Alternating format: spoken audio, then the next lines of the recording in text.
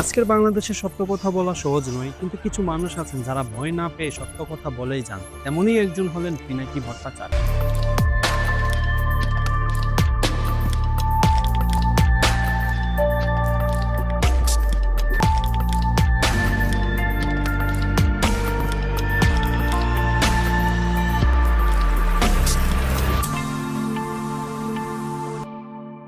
তবে কে তিনি? পিনাকি ভট্টাচার্য একজন বিশ্লেষক, ব্লগার, ইউটিউবার এবং একজন চিন্তাশীল নাগরিক। তিনি রাজনীতি, সমাজ, অর্থনীতি সব বিষয়ে যুক্তির ভিত্তিতে কথা বলেন। তার কথা কারো পক্ষ বা বিপক্ষ নয়, বরং সত্যের পক্ষে। তবে চলুন, কেন তিনি গুরুত্বপূর্ণ?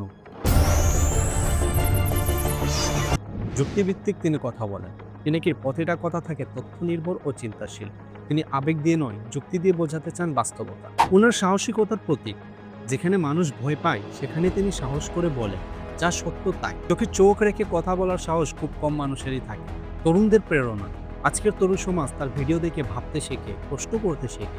তিনি শিক্ষা দেন, শুধু শুনলেই হবে না, জানতে হবে এবং বুঝতে হবে। ওনার কিছু বিশেষ দিক: তিনি কখনো কারো পক্ষ নেন না, বরং বলেন দায়িত্বশীল হও, সত্য বোঝার চেষ্টা করুন। তিনি রাজনীতির মূল দুর্নীতি, সমাজের অসঙ্গতি যেখানে যা দেখেন বলেন স্পষ্টভাবে। তার ভাষা সহজ সাবলীল, একজন সাধারণ মানুষ বুঝতে পারে তিনি কি বোঝাতে চাচ্ছেন।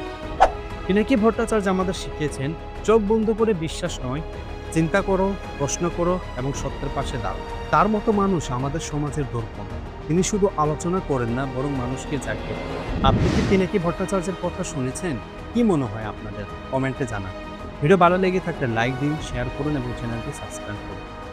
আজকের মতো আল্লাহ হাফেজ।